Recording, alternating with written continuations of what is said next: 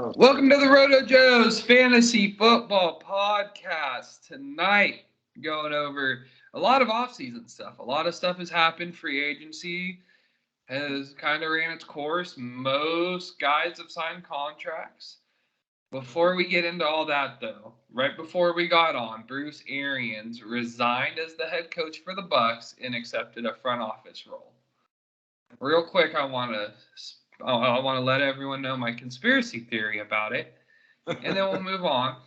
So I don't know if you remember, Caden, but about a week ago, there were a bunch of rumors about Brady wanting to go to Miami. Okay. And then there's also been a lot of rumors about him wanting to go back to San Francisco. Well, that doesn't make a whole lot of sense, seeing as how he was recruiting players back his first day back. But I think that Brady really, really, really did not fucking like Arians at all. And I really do think he was doing all that just to get his ass fired. I think Brady went to the front office and essentially said, "Try me, bitch." And I honestly, I feel like it's an upgrade for them to get rid of BA. I'm not huge on his offense is just a fucking deep passing offense. It's nothing special.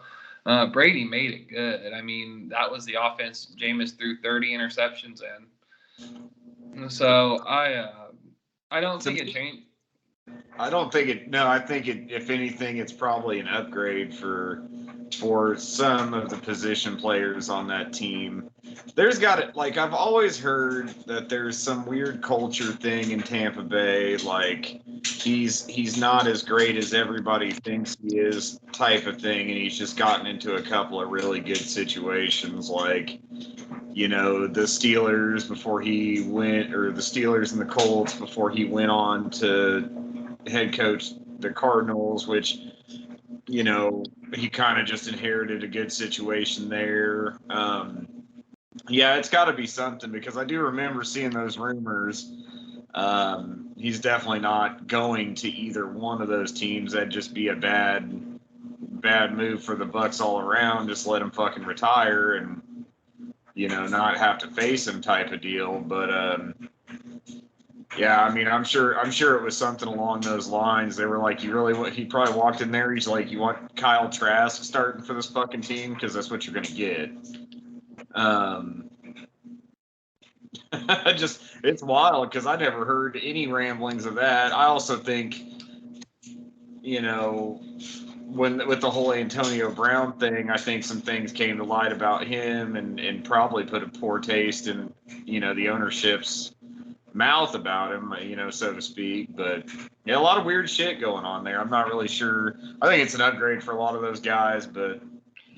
Yeah, I think the only person I'm significantly downgrading, and it would only be if there was some type of other talent that signs there, because Ronald Jones is already gone, but Lenny might downgrade a little bit just because no longer are you stuck with the one guy who doesn't ever fumble. You fumble in BA's offense, you're fucking done. Done interceptions, cool, but you can't fumble.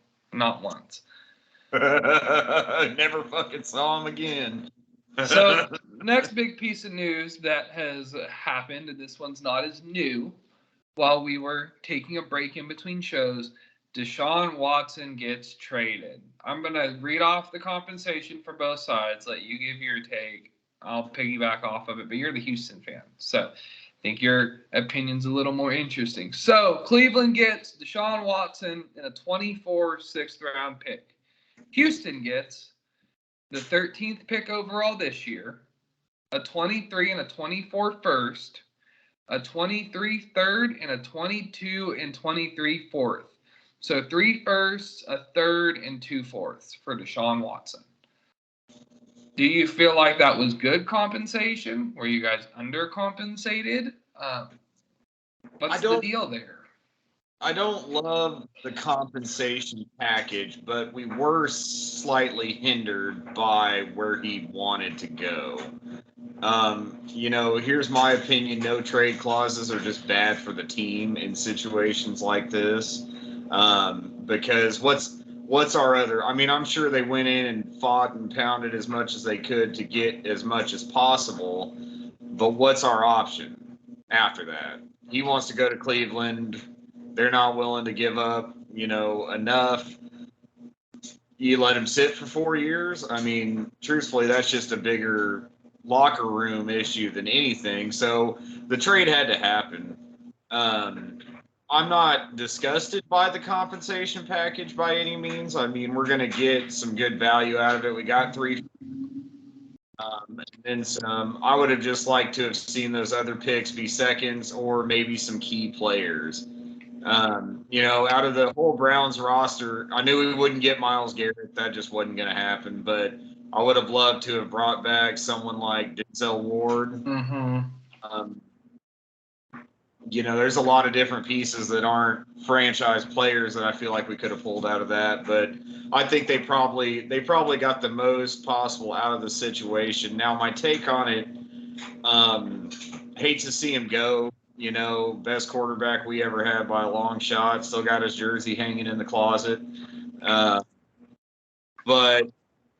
that's just kind of the way it goes. Fantasy-wise, here's my flaming hot take on it.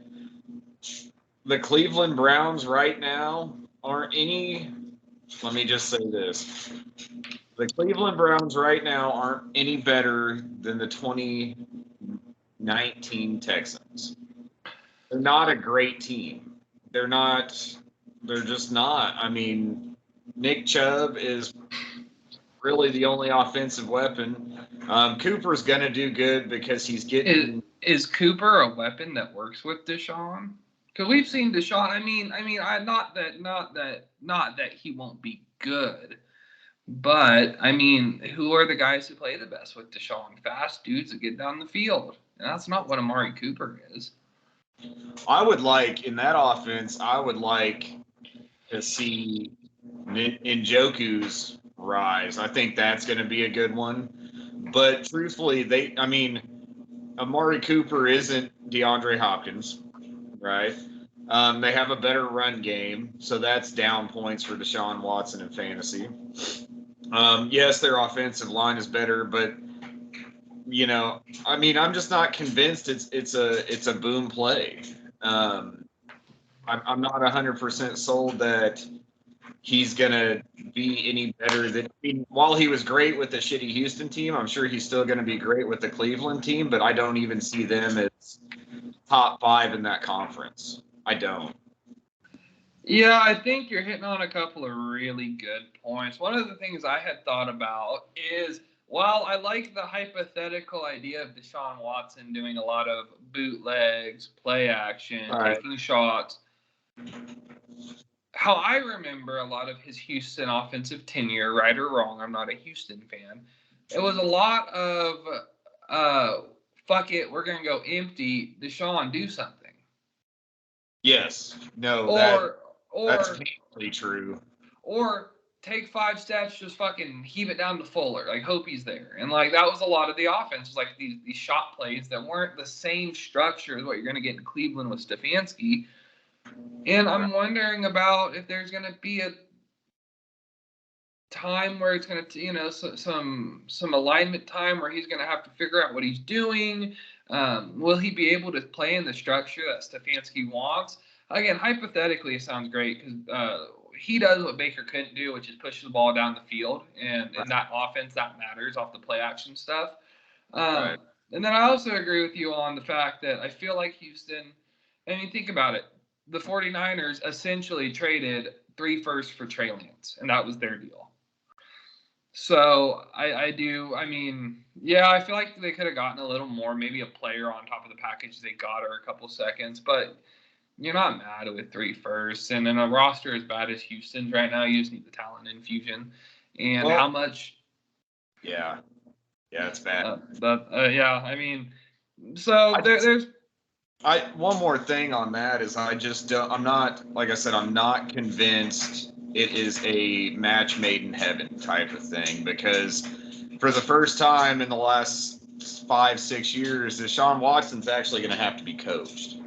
And Bill O'Brien didn't coach. I don't know if anybody knows that, but he was not like a formidable coach. He was more, bad locker room issues, bad. He's a coordinator. He's a coordinator, correct. And so that'll be interesting to see. I mean, I'm glad I capitalized on the hype in the Dynasty League because, yeah, the return on that one was never going to be higher than that day, and I fucking knew it. Let's talk about that real quick. You got Ayuk, JT, some type of something else for Deshaun Watson and Ezekiel Elliott. I got a first-round pick. Okay, that's what you're. And Brandon Ayuk for Zeke and Deshaun Watson. And then literally hours later, the news came out about the contract. I didn't know that at the time, but they worded his contract to where he gets $1 million next year. And everybody's speculation is it's kind of like a suspension protection. And I thought he would probably get suspended. I didn't know how many games. I assumed 6 to 8. That was just my guess. I'm hearing it could be the whole year. I'm hearing it could be not at all. So hats off to Addison for taking that gamble that I wasn't willing to take. And no, that was that was an awesome move. I see it for both sides though, because Deshaun Watson is a top 5 fantasy quarterback when he plays. However, like you say, he's going to get suspended. I do think that Roger Goodell cares a lot about optics. And, I mean, regardless of opinions on it, our society very much, whether there's proof or not, he's going to want to punish Deshaun Watson for the optics of it. And Ridley got a year. Yeah, so, and so, yeah, like, regardless of table, right? Yeah, it's a really interesting fantasy situation. And I also don't think that for the time being with Brissett playing, anyone's really going to be a valuable option in that offense. I mean, Amari Cooper maybe, but no one's going to have value like they will when Deshaun's back. That contract is fucking god awful. I mean, I can't fucking believe it. That's an NBA contract. That's a Supermax NBA contract. Yeah, that's exactly what it is. It's a Supermax NBA deal. It's fully guaranteed 5 years, $230 million. And you don't even know if this guy's going to play year one. That is, wow. Yeah. I heard a lot of owners were really pissed about that. Because, like, in the NBA and the MLB, that's common. You fully guarantee deals. But you're not also getting hurt all the time. The age like in the NBA, you know when someone's losing it. You can see it really easy. In the NFL, it just kind of happens. Like one day they're good, the next day they're not. It's done for most guys. Yeah, that was a ridiculous deal. Next move. Well, the next 3 moves we have are ridiculous fucking contracts. Devonte Adams to Las Vegas. This is a quick deal. Las Vegas gets Adams. Green Bay gets the 22nd and 53rd picks this year, so mid-first and mid-second. God, Green Bay got fucking hoed. You look at the compensation, and we're going to talk about it on the next move, but Tyreek Hill's Kansas City's compensation for Tyreek Hill, and then you look at what Devonte Adams got. In most offenses, arguably, Adams is going to be the better weapon every time. They're both about the same age. I think Devonte, just because of a lack of other receiving options, he's still going to be the better fantasy wide receiver. He's got the better quarterback, in my opinion. He's got less,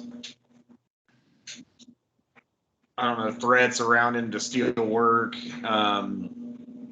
And I do think Devonte is going to still be the best wide receiver in football. Derek Carr's a good quarterback, and he was his college quarterback.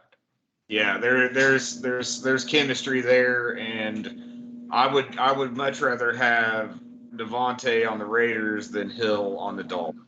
Yeah, I think I have Devonte dropping. He's not in that like top echelon of receivers anymore, but he's the next tier down, like 5 to 10, wide receiver 5 to 10. So nothing bad. I think the Raiders are going to be really fucking good. I don't know about defensively, but they gave McDaniels a lot of weapons. Waller, Renfro, Adams. You still got Jacobs on the roster. I think he's going to have a big fantasy year. They're going to be good. Chandler Jones just signed with them. Yeah. Chandler Jones on the other end of Max Crosby. I think they're going to be really good. Yep. Will Aaron Rodgers be a top 8 fantasy quarterback? Top 10. Will he be a top 10 fantasy quarterback this year? Yeah. I mean, he's too good not to.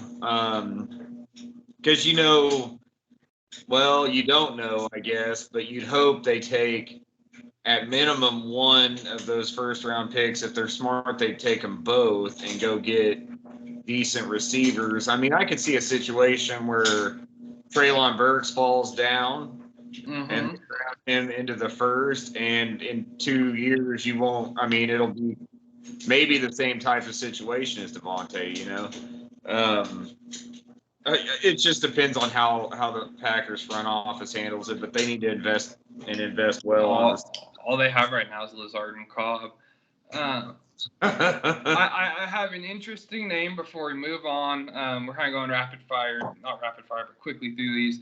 I think that if George Pickens gets drafted to the Packers, he's going to be a wide receiver, at least 2, but he's going to be an elite wide receiver for years to come. Not this year, but 2-3 years after, right when Rodgers is probably about to leave. I think Pickens is going to be really good. Next move, Tyreek to Miami. Again, Miami gets Tyreek. Kansas City gets the 29th pick in the draft, the 50th pick in the draft, a 4th rounder, a 23 4th, and a 23 5th. Casey got a haul. And to get that type of haul on a fast twitch guy who's going to probably end up getting hurt here soon, think about every fast receiver. Mike Wallace, Deshaun Jackson, can't say Henry Ruggs. Just every speedy receiver we've seen ends up getting 1,000 twisted ankles and just never ends up the same. Or little shit keeps happening. And Tyreek Hill, that's going to happen eventually. He's an awesome receiver. I'm excited to see how they use him in this offense. It's a better real-life move than fantasy move for him. Yes, it is. Here's my thing is, like you said it before, especially with fast receivers, just one day they're just not that fast anymore. And that is what makes Tyreek Hill because if he wasn't fast, he'd be a mediocre short receiver. You know what I'm saying? But his speed is what puts him into that top tier. And yeah, I mean, that shit doesn't last forever. So to pay him like they did, to give up what they did, I think Kansas City really went out on top in that deal. They're going to be hurt, and they're going to be in the same boat as Green Bay, where they got to get some receivers and they got to get them quick because they have Mecole Hardman and Juju. Yeah. They're. Who else do they get? They got somebody else. Marquez Valdez-Scantling, which we're going to talk about later. I have a stat on that. Everyone was quick to suck off fucking Brett Beach and Andy Reid for that move. This guy hasn't ever eclipsed 700 receiving yards in a year. He has hands like me. But yeah, Hill, I'm excited to see him in Mike McDaniel's offense. I think Tua is going to be really fucking good. Because now you have Waddle, you have Hill, you have Edmonds out of the backfield, you have a couple linemen finally. Everyone likes to make jokes about Tua not being able to throw the ball deep, which is whatever. He throws the shit out of anything 10 yards and in, and with those playmakers, you just got to get it there. You're a point guard. You just got to facilitate. Right. Yeah. I mean, hats off to the Dolphins front office from being real sick of taking the Patriots and the Bills shit every year. They went out and made some great moves in the offseason, and I think they're in a position to where I wouldn't be surprised if, 5 of the 7 teams are from the AFC, East and West, because I think it's that the talent in the AFC is just really in those 2 divisions now, and it can get real interesting. Yeah, and there's everyone, even the Jets could be good in the AFC East. That doesn't happen often. Next move, Matt Ryan to Indianapolis. Okay, so I hated this one at first. I was like, he's not much I better. remember seeing you text that, and I was like, yeah, it's a bad opinion. Yeah, and it was because once I started digging into this one, that one low key may be really good for him. It may,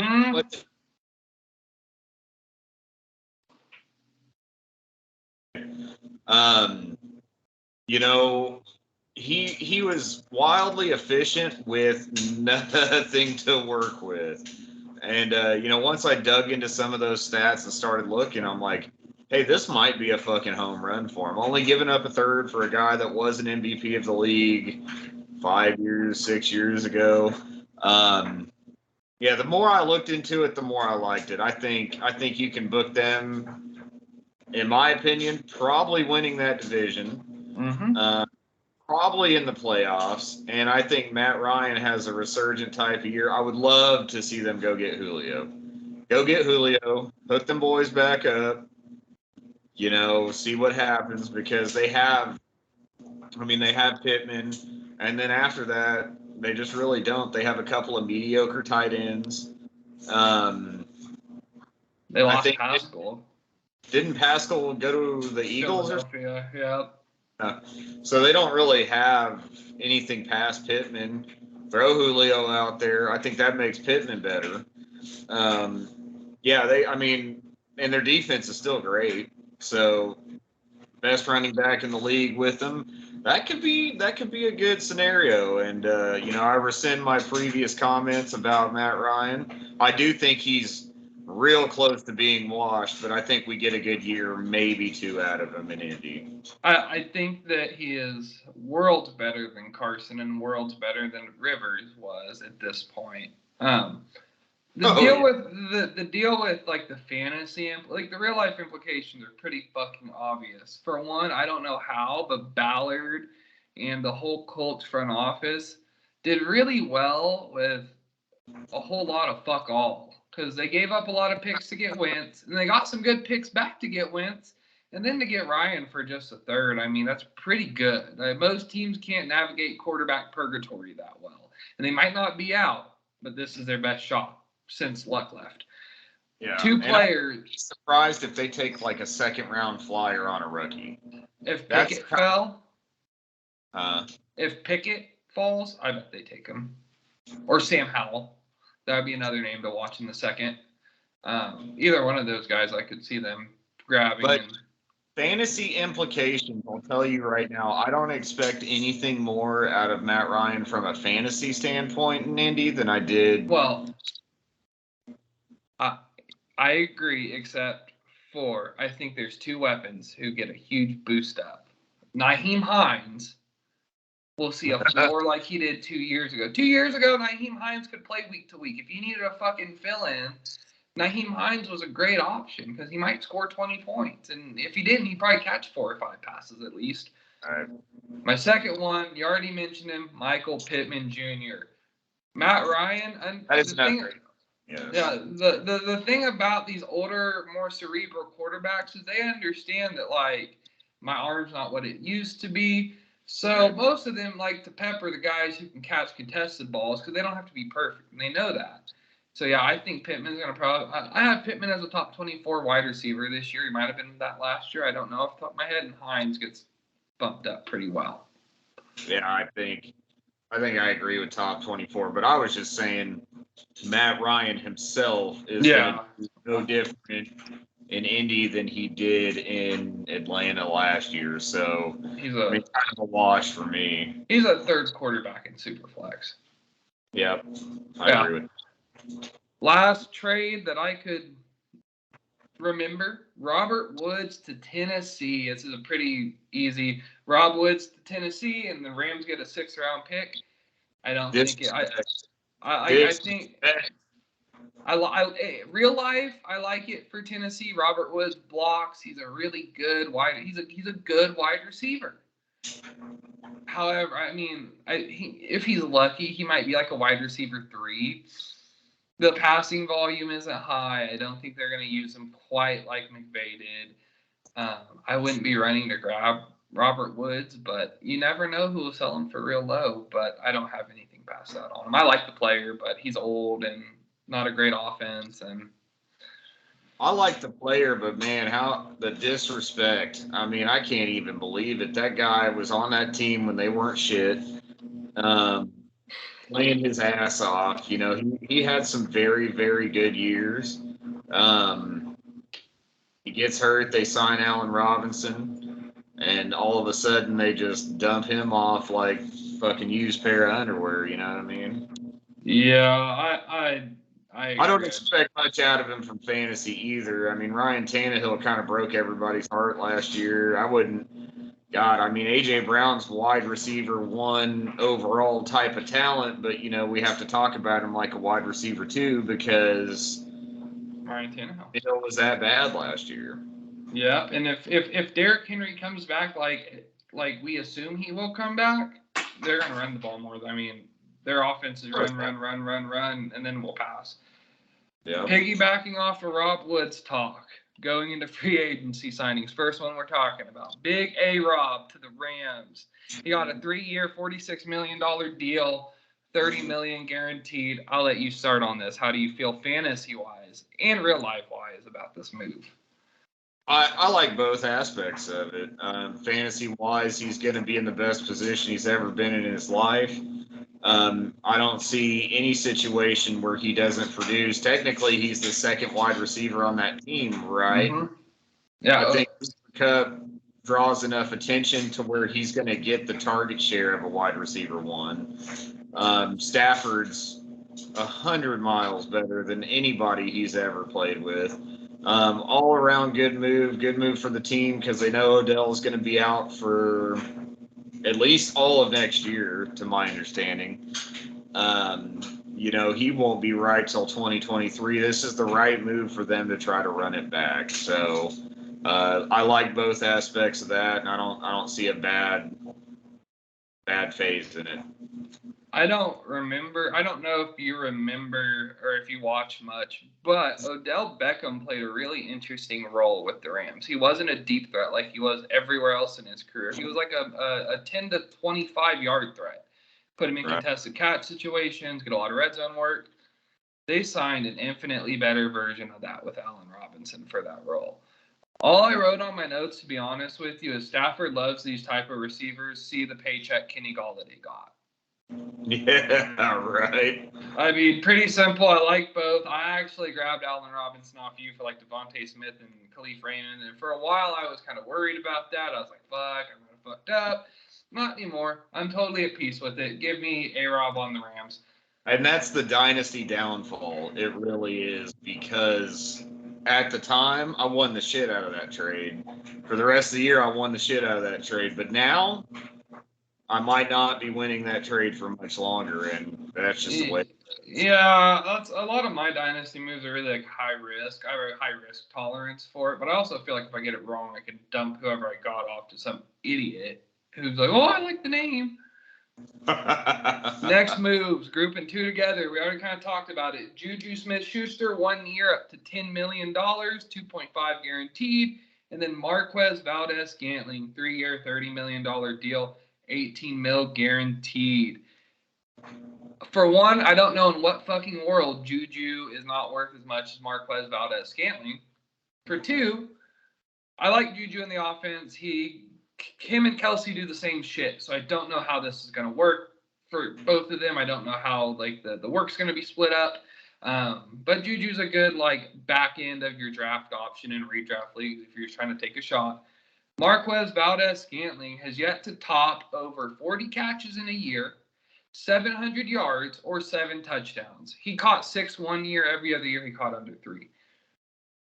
I don't see – I've seen people reacting like, oh, he's going to be the special weapon. They already have a bunch of fast guys. Mecole Hardman's like a wide receiver 6, and he's really fucking fast. Why do we think Valdez-Scantling is going to be anything more? Like, I just don't see it, man. I like the Juju move. I don't like the Marquez Valdez-Scantling move. And like you said, I think the Chiefs kind of understand that like this is not going to be their year in this division. But I think they just made curious moves. It's not a real infusion of talent at all. I really think the MVS thing was more of like keep the fans quiet type of deal more than anything because the numbers just don't back it up. He got paid a lot too, even 18 mil. Yeah, they paid a shitload for him.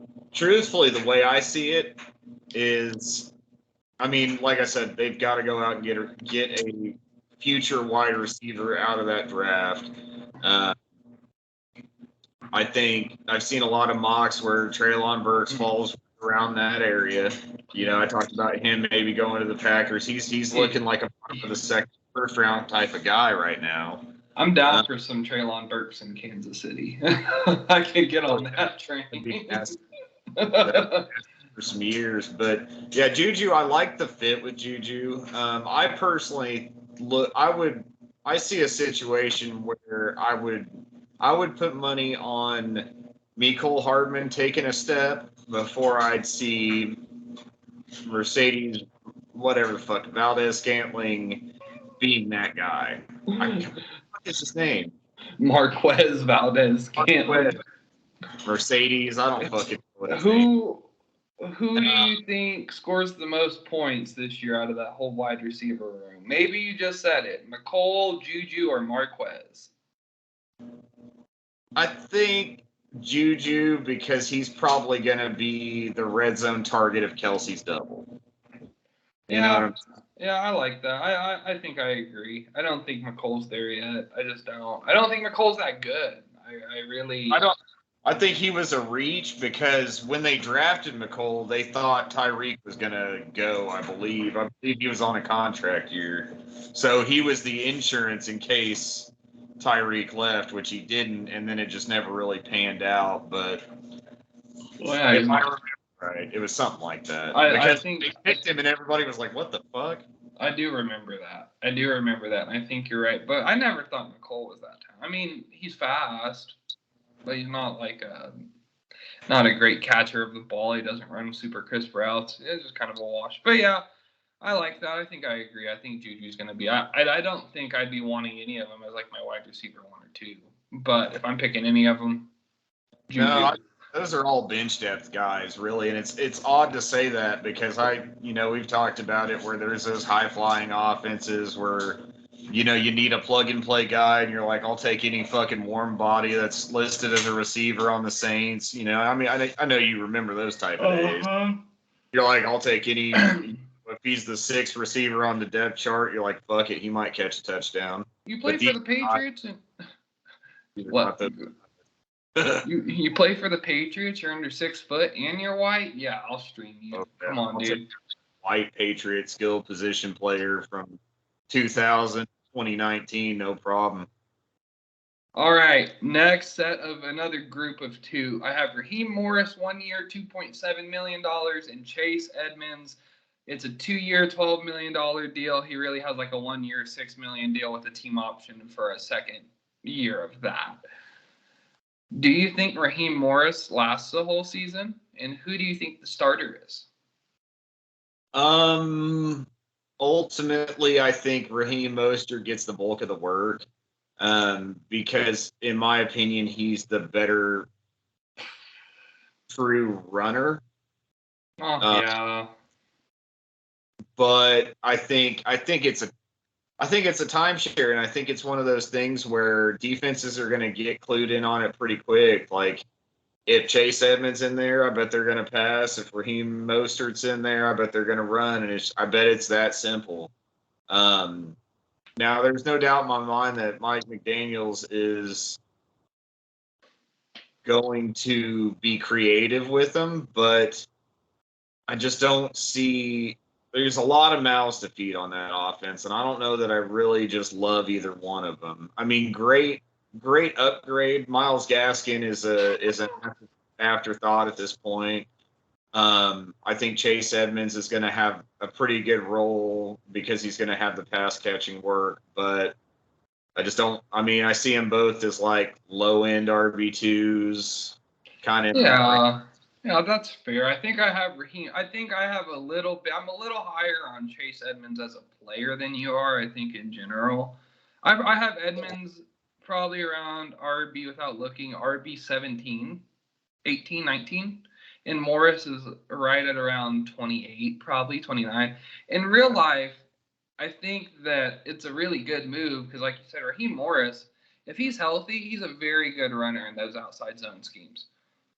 He just has to be healthy. He's only played over like 10 games once in his career. So that's not good. And I'm interested to see now that we're going to see new players come out of the Shanahan cult to see how they perform in other offenses. Mm-hmm. Because, how many times have we seen it with the Patriots where these guys come out, get mega fucking paid, and fall on their face And then go back to New England. And then go back to New England. Because we've seen that. I mean, you can just roll down the list because it's happened. We had 2 of those this offseason. Yeah, I mean, it's insane, but I am gonna see if it's the same kind of Belichick cult and Shanahan cult. Like they get out, they can't handle it, they come back home to daddy. Like I think it might be similar, and I'm not super high on them, but I'm not denying the fact that it could happen. So the thing I'm going to leave with before we move on to the next pair of signings, Myles Gaskin was RB10 in 2020 on low rushing volume because Tua just threw dump-offs. That's in PPR scoring. Tell me Chase Edmonds can't be a top 16 RB like that. Oh, if we're talking about Chase Edmonds versus Myles Gaskin, Chase Edmonds 10 out. That's where my framework starts. Like Gaskin played well. It's a different offense, but again, real life, really good move. I think I'm highest on Tua out of all the new Dolphins. I think Tua is the one that jumped the most in my rankings. He's going to take the biggest leap this year, and honestly, he's going to make a good test for him because there's no more pressure than he's going to have right now. Because you go out there this year and you play like you did last year, you're unemployed, and that's just all there is to it. You're the next Baker. Statistically, he didn't even play that bad. People are going to eat their words on Tua. I don't even know how I became an official captain at Tuanon, but it happened, and I think it's going to be good. Next pair of signings, a real mind-boggling one first. Christian Kirk, 4 years, $72 million to Jacksonville. And then Evan Ingram on a 1 year, $8 million deal. Does Christian Kirk ever finish as a top 24 fantasy wideout? I don't think so. I don't think so at all. I do like the Ingram signing, though. I'll tell you that. Because he has always had the physical tools to be good, but he's been on the Giants for... How many top 10 tight end seasons do you think he has? Probably He's played 5. He's played 5 years. 5 years. Yeah. If there's one, it was his first year. His first 3 years, he was a top 10 finisher in tight end points per game. His last 2 years with Jones. Okay, then that makes sense. Yeah. So I mean, I think he's gonna blow. He's kind of like, for me, he's an under the radar guy. I've learned my lesson with tight ends. You got to get one. You got to get a good one, and then you can take a couple dart throws. And he's one of those guys I'm kind of gambling with later on. But yeah, the tight end carousel's a fucking nightmare during the year, and it pissed me the fuck off last year. And then I got lucky and picked Ertz up off the waiver wire. But still, even I don't feel like I know where he finished, Ertz, but I feel like the games that I needed him to do good, he'd go out there and get 4 points. And then when I'm already beating the shit out of somebody by 30, 40 points, that's when he'd blow up for 27 more. So I know it's just bad timing, but yeah, I like Ingram. I cannot believe they did that with Kirk. They paid him way too much. They let Chark walk. I'd take Chark over Kirk. I agree for you, especially with Lawrence's skill set. Right. So that was just a bet. They just went out to spend money, and that's what they did. Is they spent a shitload of money. Yeah, now they got Sheriff or Sharif or whatever you want to call them. That was a great move. They needed to do that. That's going to be an interesting offense. I think it's going to be way better. I'm glad because I'd hate to see the Jaguars ruin Trevor, but I'm interested to see that offense because it could be good. Yeah, I'm in agreement pretty much. I think that Evan Ingram has a lot of potential outcomes, but looking at the stats and how his career has gone, as long as he's not playing with Daniel Jones, he's not the best like sure-handed guy, but he puts up fantasy points and he's a super freaky athletic real life tight end. I see an avenue in which Doug Peterson, who made Zach Ertz and Dallas Goedert look very good, him having a potential breakout year. And then Kirk, I don't hate Kirk. He played pretty. It seemed like Christian Kirk was like always that far away from a breakout. Like you're just waiting for it to happen. And I remember there were some years where he would score 3 or 4 games of 20 plus points and then just shit the bed the rest of the year. And I don't know if that was Kingsbury or Murray or just the fact that there was 1,000 receivers in Arizona or what. You know, I got a hot take Murray, though. Murray is the next generation of Russell Wilson because they play exactly the fucking same. They have like, oh, well, if I'm not playing for the MVP, I'm just going to lay down and fucking die because that's what they both do.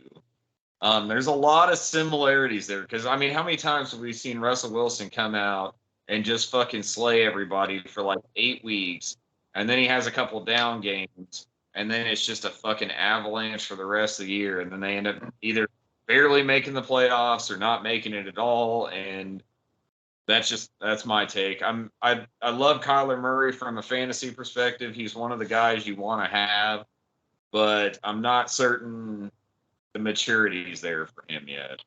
I agree. I don't know how I feel about Kyler because talent-wise, he's a top 7 talent right now.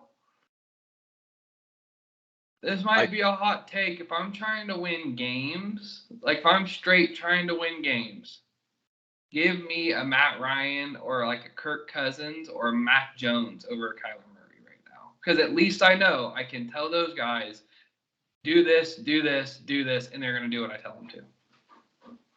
I agree. And man. Real quick. About where he's at. Yeah, that's kind of where, and he is a lot like Russ. That's a really good comparison. Rashad, speaking of Seattle, I mean, he's not there still, but Rashad Penny stays in Seattle.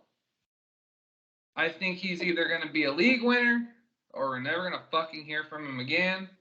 But for one thing, I don't think Chris Carson factors into this. I think he's done.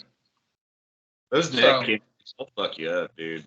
But Penny, he's had some health issues, but we know Carroll's going to run the shit out of the ball, and they have no quarterback. I can get down with some late Rashad Penny. I really like Rashad Penny. It was very surprising to me. Like I took him late in our dynasty league. Didn't really expect much from him. I was at the point where all the starting running backs were gone, all the really good backups were gone, and it was like I needed a running back, and I was like, well, he might play. And then he just blew up the end of the season. I mean, he was a league winner for some last year because he got hot around the end of the season in the playoffs. And I never picked him up in other leagues because I always was kind of just like, oh, well, that's just his one. Well, that's just his one. And by the time I'm like, okay, maybe this is a thing, it was already too late. So he's produced in past games. It's a health thing. Yeah, he has. I like him a lot this year just because, like you said, I don't think Carson's a factor. I don't even know if Carson will ever step on the field again. They were talking about him, and Carroll had said something about we need to get hit. We hope he can take hits. If you're a fucking bruising running back, questioning if you can just take a hit is not a good starting point. Yeah, not at all. I like him a lot because you said it. They're not going to be a passing threat with Drew Lock. They are not going to. I mean, that eliminates a lot of things. So I like him a lot. If you get him as your second running back and you take him late, I ain't mad at you. No, I bet some normie drafts you can get him outside the top 7 or 8 rounds. Oh, if you can get him there, then absolutely. I bet in some home leagues and an analyst league you're not getting him that late. But all right, we got 3 more signings. We're gonna go kind of quick. Marcus Mariota to Atlanta. Upgrade, love it. You love it. Love it. For the weapons or for him or both? For him, there are no weapons, so there's that. Dude, Kyle Pitts out in Tate. Pitts is a real player, but so they draft too high to, I feel like, go for a receiver, right? They're too high in the draft, especially in this class. Yeah. Yeah, I think they'd be reaching really hard to go for a receiver. So I look for them to. I mean, they have major issues on the defense. I do think his skill set, you got to think about it the way I think about it. Matt Ryan in Atlanta last year, I think Marcus Mariota performs better from a fantasy aspect this coming year than Matt Ryan did last year. I think it's going to be about a wash for the weapons. I don't think it's going to make much of a difference for them. Calvin Ridley's out for the year, so it's really just Kyle Pitts and the boys. But I do think he, as the quarterback of the Atlanta Falcons, produces better from fantasy than Matt Ryan did. I agree, and I have him on my list as he himself upgrades, and he's a streaming option. He might be a top 12 quarterback off rushing value alone. However, I have, if you're in a deep dynasty league like we are, go grab. If Auden Tate is on your waiver wire, go grab him. He's 6'5". He's a third-year player. He's about the best receiver they have, not named Kyle Pitts. However, after saying that, don't expect shit from him. I wouldn't expect much from Pitts, any of those. Peterson. With Mariota on the Titans as a starter from 15 to 18, one player had one 1,000-yard season, and that was Delaney Walker, who had like 1,050 yards that year. One player topped 5 touchdowns, Rashard Matthews. Whole low downgrades. I'm probably out on Pitts unless it's a dynasty league, to be honest. I feel like I can get better value elsewhere. Mariota's a really good streaming option. I 100% agree. But CPAT, I don't like CPAT's value. A sneaky name to watch, too. Again, deep dynasty leagues. Damien Williams signed there. I think he's a good back. And Peterson tailed off at the end of the year. Mike Davis is old. I don't even know if he's still there. I haven't looked at his contract. He might be a good look. Auden Tate and Damien Williams might both be good deep dynasty looks. And it's all relative. I might be just really excited about him because in our dynasty league, like I said, I have Mahomes, which is a locked-in guy. I had Watson, who sat on my bench all year. I flipped it for some really good value. And then I'm sitting there looking at Jared Goff and Marcus Mariota, and I'm like, well, fuck, Mariota. Yeah, no, like I said, Mariota, he might be a top 12 quarterback this year. But Jalen Hurts was he was like QB1 forever just because. It'll be, I'm interested. I'm interested. The Falcons could grab a quarterback still. You don't know. They should grab a quarterback still. They should grab a rookie and let him develop a little, let him marinate a little bit, and then throw him out there opposed to this bullshit everybody does where they grab somebody, start in week 1, let them get the shit kicked out of them for a year because their team. Pull Daniel Jones. Daniel Mayfield. Zach Wilson. Sam Darnold. Next shitty quarterback getting a second chance. Mitchell Trubisky to Pitt. I am infinitely higher on Trubisky's outlook. Well, not that I'm not high on Mariota's fantasy outlook, but real life, I think Mitch could be a guy. Not a good guy, but like a Kirk Cousins. He was quarterback 11 in 2018. Matt Nagy was fucking terrible calling plays. He loved to get cute, and that shit doesn't work in the NFL. Mitchell Trubisky, though, isn't afraid to push it to the boundary, which is something that Big Ben did not do last year. He has a Deontay Johnson, a Chase Claypool, Najee. He has weapons. He has a decent defense. I don't think they're winning the division, but they might have a better offense this year than last 2 years. Oh, I 100%. I like Mitch. I think Mitch out to prove something. I like that fit in that offense. I think it's a massive upgrade over Big Ben. Because Big Ben, let's just be honest, has played like horse shit the last year, two probably. Two, yeah. The last 2 years, you're like, okay, they're propping this fucking guy up every single week. I think there was some injuries there that he kind of just didn't talk about. I like all the weapons getting at least a small, upgrade. And you got to think from Mitch's perspective. He hasn't had that kind of an offense at any point in his NFL career, and maybe we start seeing something from him. Why he was drafted over Mahomes and Watson. I think we'll still realize that was a mistake, but maybe not as blatant of a mistake as we think it is right now. Yeah, and Mitch got to go to that DeBall Allen school of big, fast quarterbacking. Yes, he did. And I've read some things and heard some things about how he improved quite a bit from that experience, allegedly. Last move on the night, last thing we're going to talk about. Jameis Winston stays in New Orleans. I like it. I like it too. Jameis is good. I think people are asleep on it. Hot take, Jameis is fucking good. He is good. I think that year with Drew Brees did a lot for him. He was playing really well before the injury. And then next year, you got to realize he's going to get back a guy that's an injury away from being the offensive player of the year.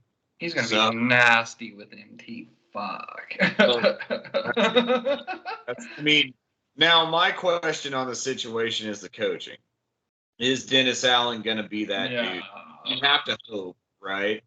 There's a lot of continuity. For a while, some years ago. Yeah, and he shit the bed. But it was also the Raiders of 2012. It's hard to know. So much of the coaching thing for a lot of these guys, like Todd Bowles is a great example of it.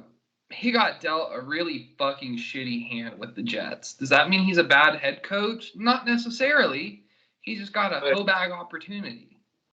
But, I was looking at it right before we went on, and I was looking at Raheem Morris. That dude, he was another person. He got dealt a shitty Tampa Bay hand. Mm-hmm.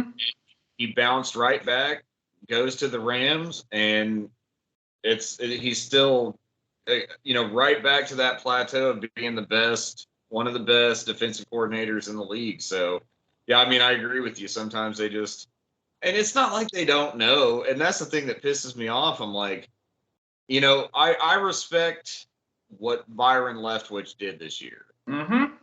He flat out like, I don't like this situation. I'm going to just keep my job and not go to a place where I'm going to get burned and turned in a fucking year. And, yeah. Later. It always surprises me how many smart coaches take bad jobs. You think about a great example of the opposite of this is Joe Judge getting hired by the Giants. No one wanted to touch that situation. So they had to hire Joe Judge because no one else wanted to take it. And so, like, Salah going to the Jets. Is Salah probably really going to fix the Jets? Fuck no. Is he pretty good coach? Yeah, I like to think he probably is. But he's going to be dealt a shitty hand. And,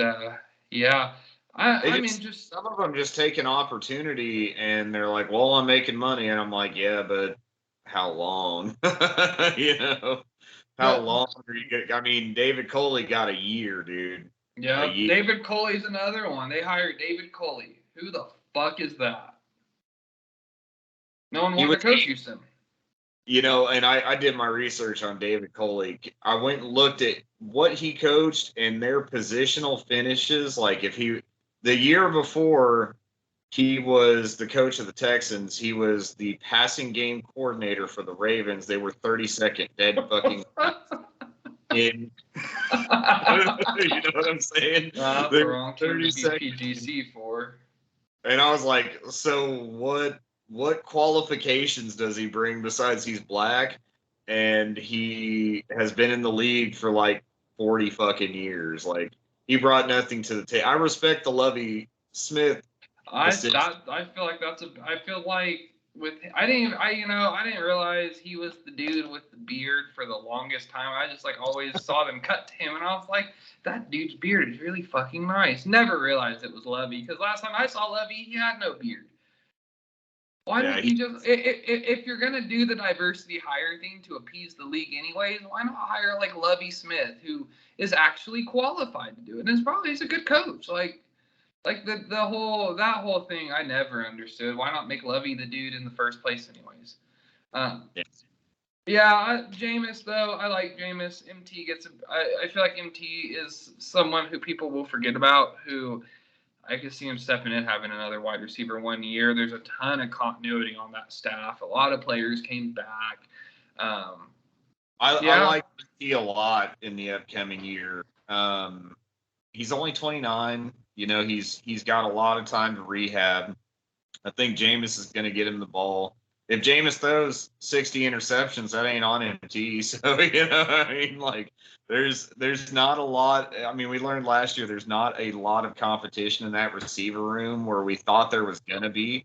You know, I remember going into the year and looking at people like pounding Marquez Callaway, pounding Traquan Smith, and neither one of those dudes did a goddamn thing last year. So, I remember Adam Troutman hype was real strong going into the year, and yeah, none of those guys proved themselves at all. I love that situation. If you can get him, you know, if you wait to take it, I'm one of those guys where I'll get somebody. Like, if I draft somebody early, I'll wait way fucking late to take the backup. So if I get like a quarterback semi-early, I'll be waiting until like the 14th, 15th round to get a backup. And that's the type of situation where if you can get Jameis real late, I think he's going to pay. Jameis has had, let me see if I can find it. So Jameis's last 3 years in Tampa, he finished quarterback 8, 11, and 14. And last year, he averaged 17 points per game before he got hurt. It's a pretty good backup. Do what? And where does that place him last year? You know, if off the top of my head, I want to say it's like a top 10 quarterback player profiler. Since he only played 7 games, they didn't put a little ranking next to him. And I did not do the extra step of going to Fantasy Pros and figuring it out. But I know it was top 10. But yeah, I like Jameis. Real quick, rapid fire question. I only have one tonight. Out of Matt Breida signing with the Giants, Duke Johnson Jr. signing with Buffalo, or J.D. McKissick signing with Washington, who scores the most fantasy points this year out of the 3? So again, McKissick with Washington, Duke Johnson Jr. with Buffalo, Matt Breida with the Giants. McKissick. See, I thought that. Do you know Duke Johnson has outproduced J.D. McKissick in the last 5 years? That's crazy to think about. But he got into a lot of situations, like when he was in Houston, he was a starter for some games, more so than I think McKissick was. Here's the deal here. I was real close between the two because,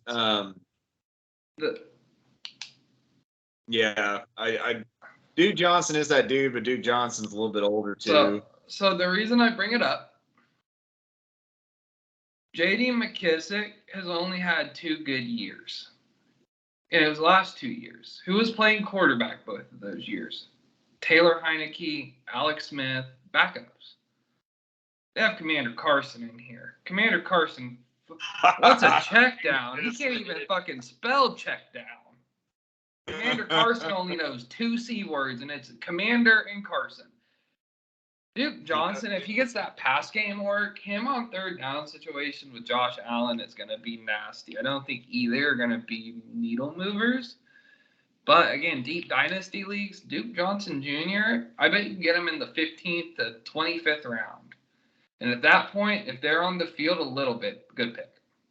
You can get him for nothing. You could probably pick him up. I picked him up off the waiver wire. Yeah, I picked him up off the waiver wire. So, but that is all we have tonight. We will be back probably after the draft, talking about landing spots, getting actual rookie rankings, getting an idea of it. Thanks for listening, guys. Have a good night.